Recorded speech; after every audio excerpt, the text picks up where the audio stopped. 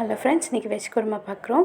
இதுக்கு spring onion, mushroom, potato, beans, carrot, தக்காளி 2 தக்காளி, 2 வெங்காயம் கட் பண்ணி வச்சுருக்கோம், 2 சில்லு தேங்காய், அப்புறம் சோம்பு, 2 ஏலக்காய், 2 பெரிய சில்லு தேங்காய், பச்சை மிளகா, சோம்பு, ஏலக்காய் எல்லாம் போட்டு இது மாதிரி க்ரஷ் பண்ணி எடுத்துகிட்டு இதில் கொஞ்சம் இப்போ பொட்டுக்கடலை ஆட் பண்ணி நல்லா இது கொஞ்சம் ரொம்ப இதாக இல்லாமல் நல்லா அரைச்சி எடுத்துக்கிறோம். இதுக்கு இஞ்சி பூண்டு பேஸ்ட்டு, கஸ்தூரி மேத்தி.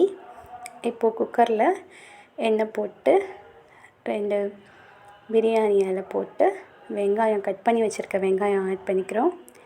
ஆட் பண்ணி இது நல்லா வதங்கி வந்தோடனே இதில் இஞ்சி பூண்டு பேஸ்ட்டு ஆட் பண்ணிக்கலாம்.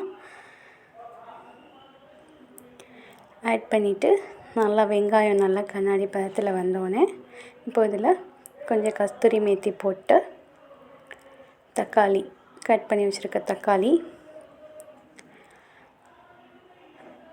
கொத்தமல்லி, ஸ்ப்ரிங் ஆனியன், இந்த வெங்காயத்தாள் இருக்குல்ல அது எல்லாம் போட்டு நல்லா வதக்கி விட்டுக்கிறோம். இப்போ இதில் கேரட்டு, பீன்ஸு, உருளைக்கிழங்கு, மஷ்ரூமு எல்லாத்தையும் போட்டு நல்லா வதக்கிக்கலாம்.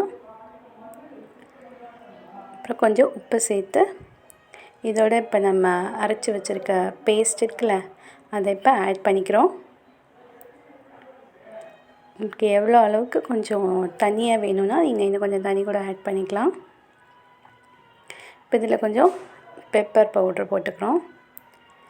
மல்லித்தழை போட்டு நல்லா குக்கர் நல்லா ஒரு 2 விசில் வச்சு இப்போ ஓப்பன் பண்ணி பார்த்தா நமக்கு ஈஸியாக சூப்பராக ரெடி ஆகிற ரொம்ப சிம்பிள் குருமா ரெடி ஆகிடுச்சு. இது நீங்கள் இட்லி, சப்பாத்தி, பூரி, சாதம் இதுக்கு வேணாலும் வச்சுக்கலாம். டேஸ்ட் பண்ணி பாருங்கள். லைக் பண்ணுங்கள், ஷேர் பண்ணுங்கள்.